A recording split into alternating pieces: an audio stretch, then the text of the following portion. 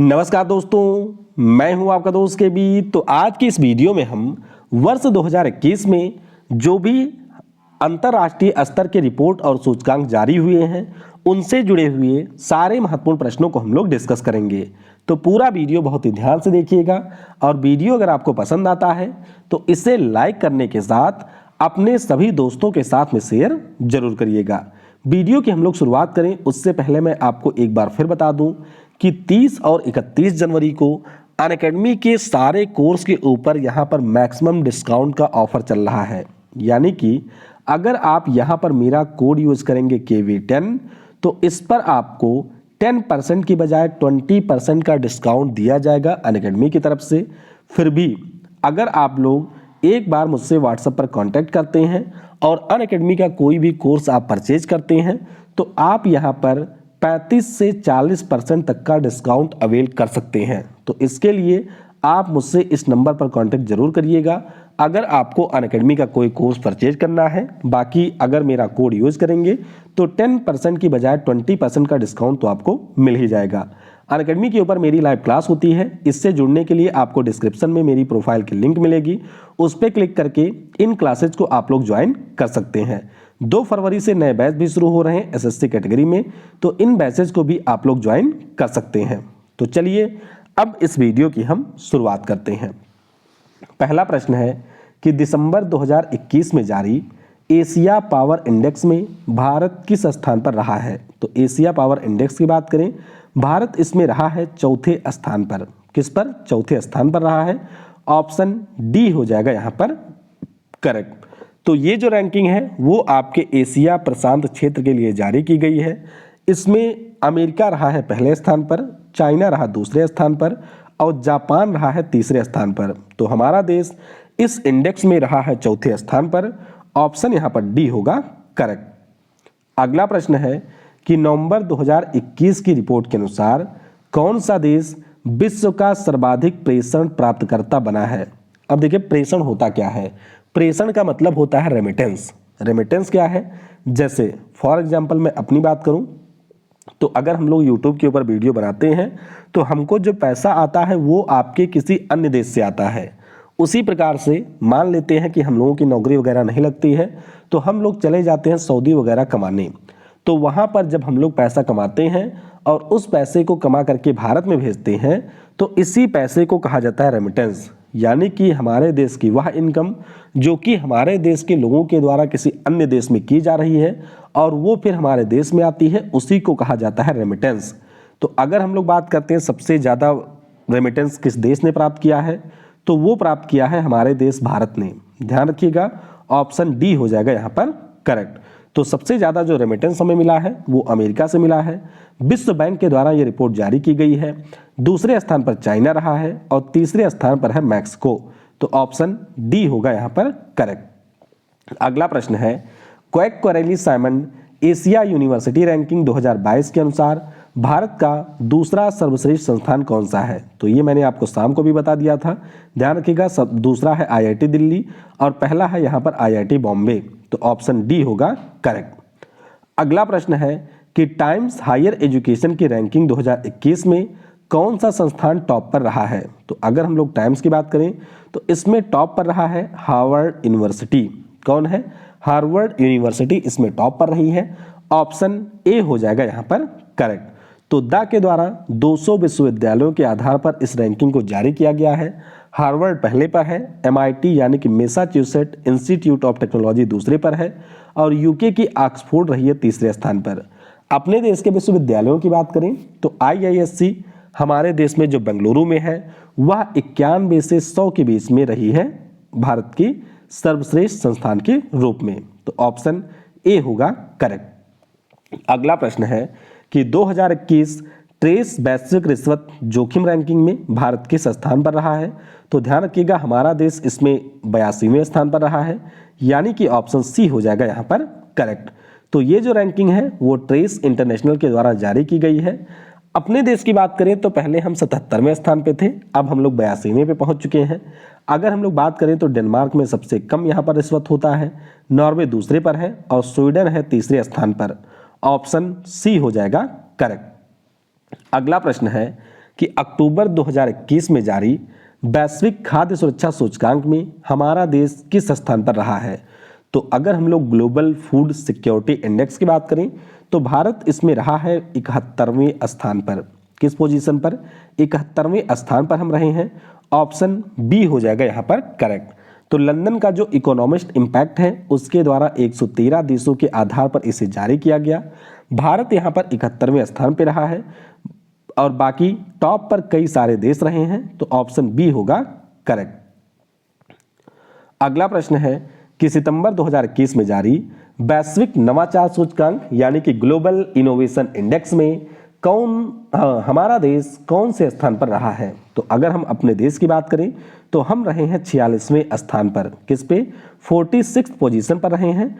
Option B हो जाएगा यहाँ पर करेक्ट। तो देख सकते हैं इससे पहले जब ये रैंकिंग आई थी तो हम 48वें स्थान पे थे। अब हम लोग यहाँ पर 2 पायदान ऊपर आए हैं, 46वें पे आ चुके हैं। अगर हम बात करते हैं इस रैंकिंग की तो टॉप पे रहा है स्विट्जरलैंड, दूसरे पे है स्वीडन और तीसरे पे है अमेरिका। तो ऑप्शन बी 46 हमारे देश के लिए होगा करेक्ट। अगला प्रश्न है कि अक्टूबर 2021 में जारी विश्व भूख सूचकांक में भारत किस स्थान पर रहा है। तो ग्लोबल हंगर इंडेक्स की बात करें इसमें हम लोग रहे हैं 94वें स्थान पर।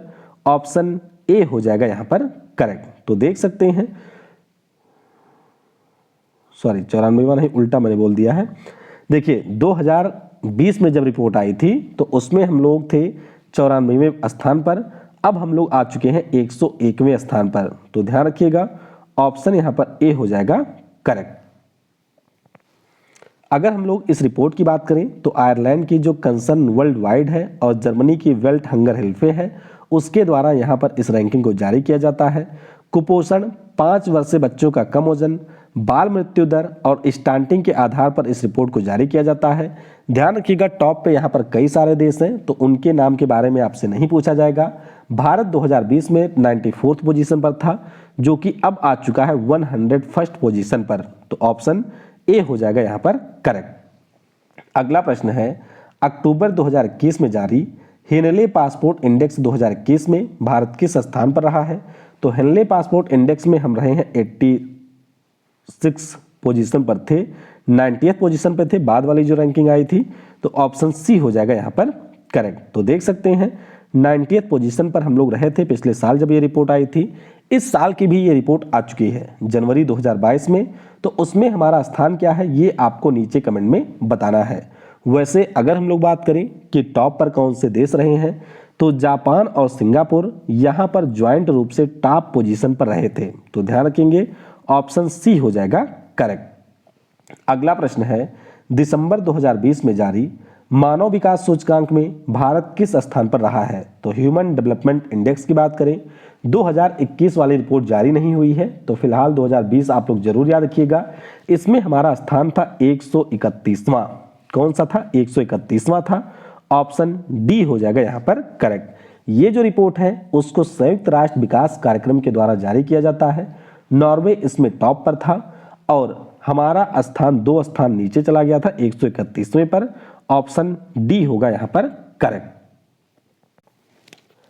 अगला प्रश्न है कि मई 2021 में जारी विश्व प्रेस स्वतंत्रता सूचकांक में हमारा देश कौन से स्थान पर रहा था। तो बहुत ही महत्वपूर्ण रिपोर्ट है, ऑलरेडी 2 से 3 एग्जाम में ये पूछी जा चुकी है। तो ध्यान रखिएगा इसमें हमारा देश 142वें स्थान पर था 2021 में।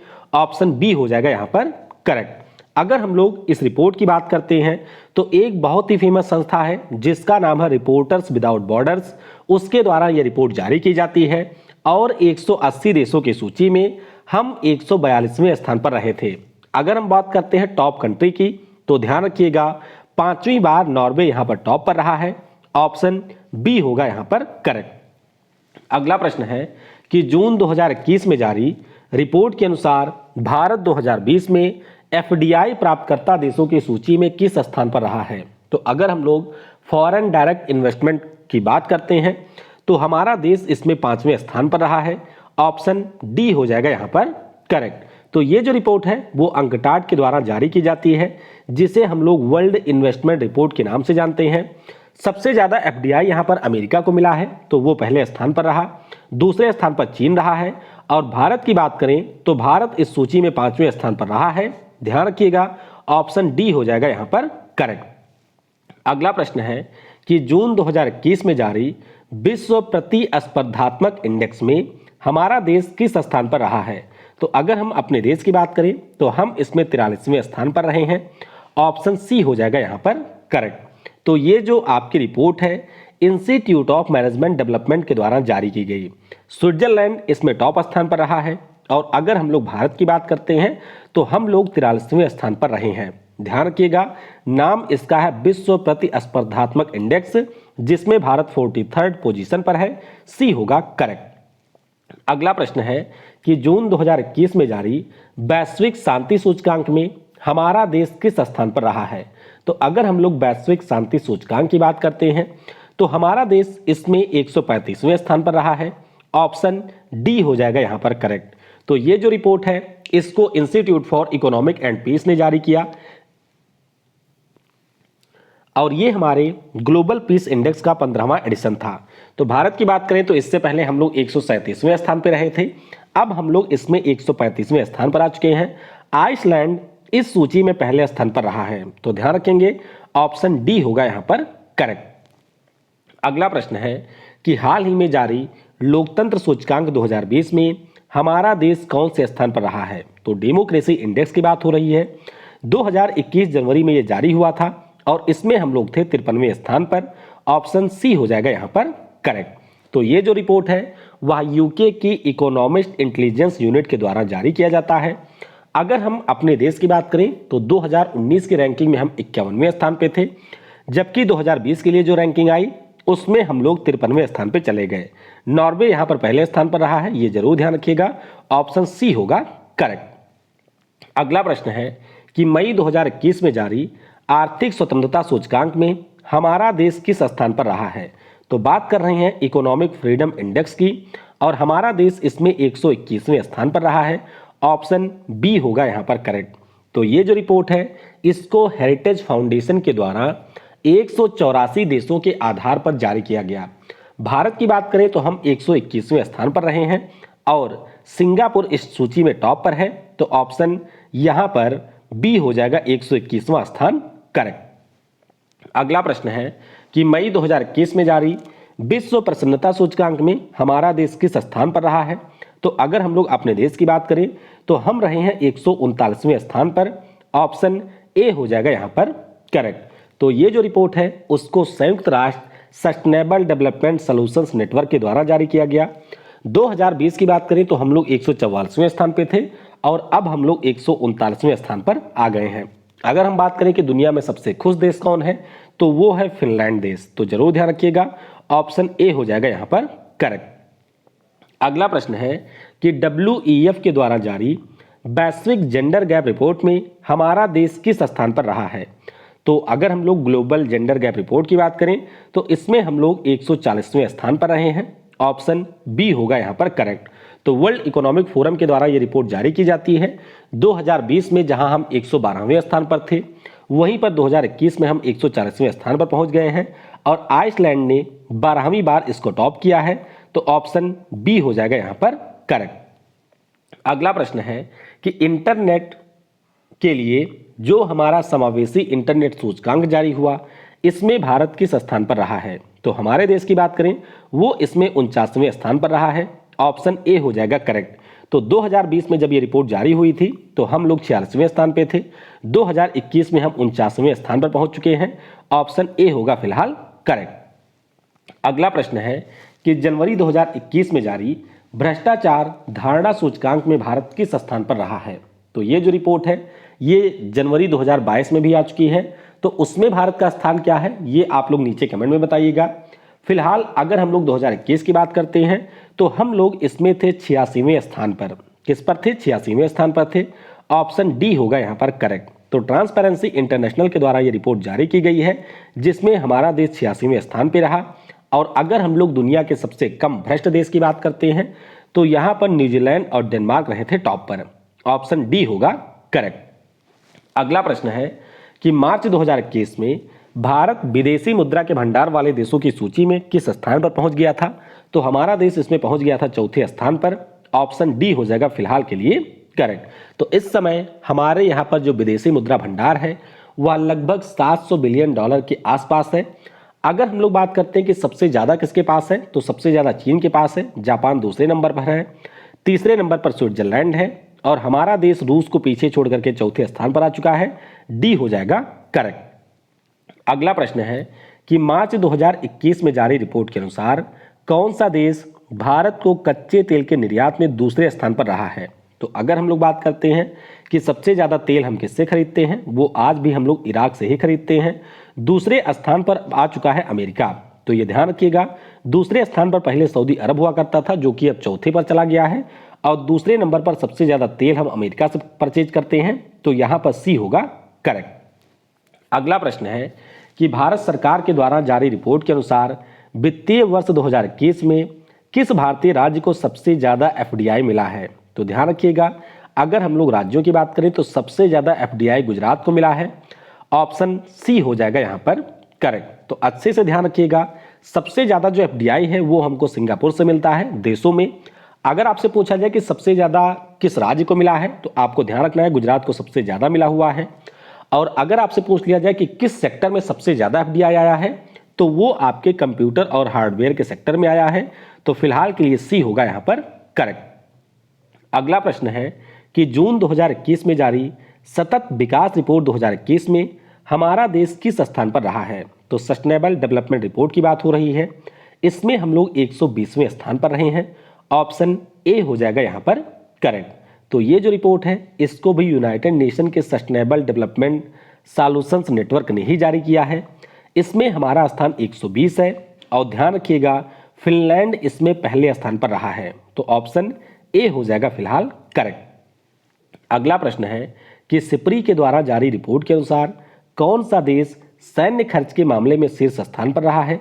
तो अगर हम लोग सेना के ऊपर खर्च की बात करें तो सबसे ज़्यादा खर्च अमेरिका करता है, दूसरे नंबर पर सबसे ज़्यादा जो खर्च है वो चाइना करता है और तीसरे नंबर पर करता है हमारा देश भारत। तो ध्यान रखिएगा ऑप्शन ए हो जाएगा यहाँ पर करेक्ट। अगला प्रश्न है कि जून 2021 में जारी वर्ल्ड बेस्ट बैंक 2021 सूचकांक में कौन सा बैंक शीर्ष पर रहा है।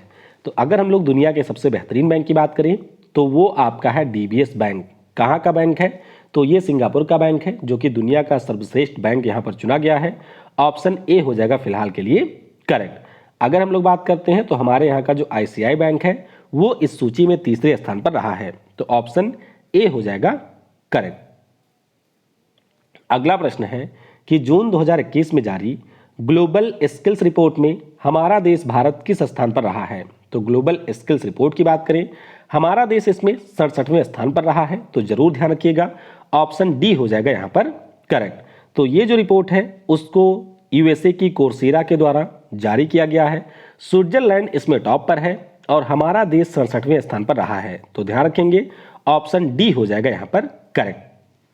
अगला प्रश्न है कि अक्टूबर 2021 में जारी मर्सर पेंशन इंडेक्स सर्वे में हमारा देश किस स्थान पर रहा है। तो ध्यान रखिएगा हमारा देश इसमें रहा है 40वें स्थान पर। किस पर, 40वें स्थान पर रहा है। तो ऑप्शन डी हो जाएगा फिलहाल के लिए करेक्ट।